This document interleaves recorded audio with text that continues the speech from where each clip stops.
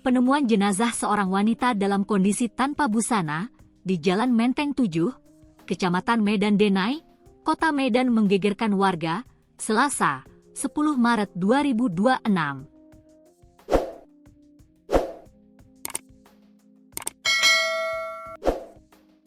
Jenazah wanita yang diprediksi berusia sekitar 20 tahun itu diduga kuat menjadi korban aksi tindak kejahatan.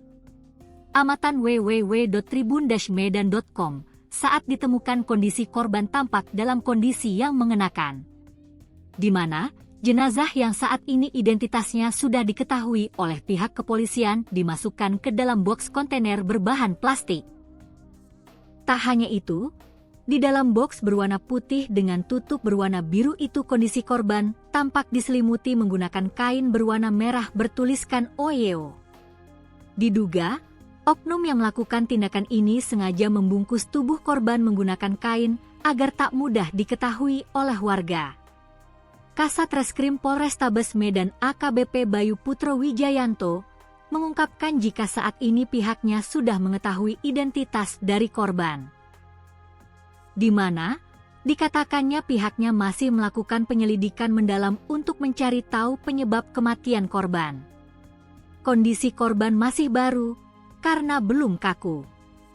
Ini masih kita lakukan visum untuk memastikan penyebab meninggalnya korban, ujar Bayu.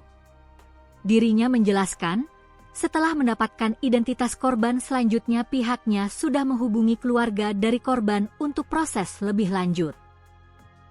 Perihal kain yang identik dengan sebuah penginapan itu, Bayu mengaku itu menjadi bukti awal untuk selanjutnya dilakukan penyelidikan lebih lanjut. Itulah bukti temuan awal.